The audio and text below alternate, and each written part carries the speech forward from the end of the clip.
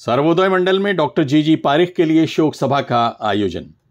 मशहूर समाजवादी, गांधीवादी नेता और फ्रीडम फाइटर डॉक्टर जी पारिख का गुरुवार तड़के मुंबई में उनके आवास पर निधन हो गया। वो 101 साल के थे। उन्होंने ग्रामीण विकास और हाशिए पर पड़े समुदायों को मजबूत बनाने के लिए एक गैर सरकारी संस्था यूसुफ मेहर अली सेंटर की स्थापना की थी। उनकी वसीयत के अनुसार उनके पार्थिव शरीर को मुंबई के जे अस्पताल को दान कर दिया गया। जी पारिख के देहांत की खबर जैसे ही मिली, ग्रैंट रोड के सर्वोदय मंडल में महात्मा गांधी की जयंती के अवसर पर रखे गए कार्यक्रम के बीच 2 मिनट के लिए मौन रखकर उन्हें श्रद्धांजलि दी गई। इस अवसर पर वरिष्ठ पत्रकार सुनील ताबे ने डॉक्टर जी पारिख की जीवन यात्रा पर रोशनी डाली।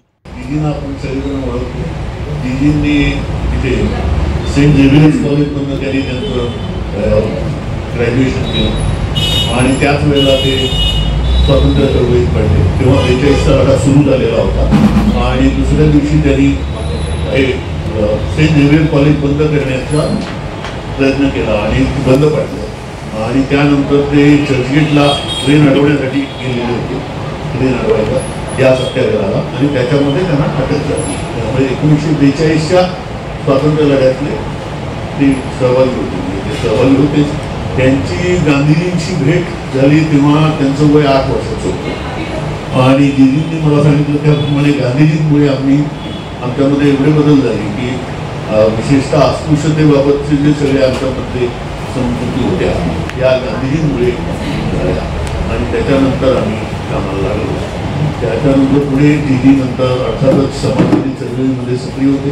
पण 1942चं आंदोलन हे समाजवाद्यांच्या नेतृत्वाखाली केलं गेलं आणि ते अखेरपर्यंत म्हणजे त्याच्यामध्ये ते काही काळ PSP मध्ये होते।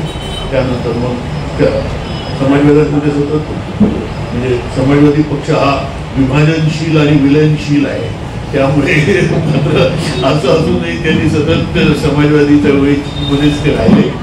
आणि आता त्यानंतर सगळ्यात महत्त्वाचं त्यांचं म्हणजे एक तर युसुफ मेहर अली हे त्यांचे गुरु होते आणि ते सहकारी होते आणि मला असं वाटतं पहिल्यांदाच आपल्याकडे एक युसुफ मेहर अलींच्या नावाने एका मुसलमानाच्या नावाने संस्था काढणं हे साहस जीजींनी केलं।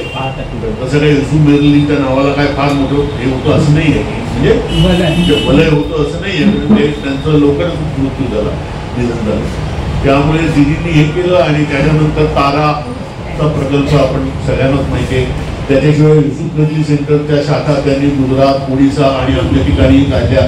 समाजवादी ऐक्याबाबत ते मात्र अखेरच्या क्षणापर्यंत कार्यरत होते। आता जी पुण्याला परिषद झाली तेव्हा पण त्यांनी मला पत्र पाठवलेलं होतं असं आहे, म्हणजे त्यांचं ते समाजवादी ऐक्याचा त्यांनी ध्यासच घेतलेला होता आणि आपल्याला सगळ्यांनाच माहिती आहे की आता त्यांचं 100व वय म्हणजे 1 शतक त्यांनी झालं, 101 ॲक्च्युअली 2 दिवस रनिंग।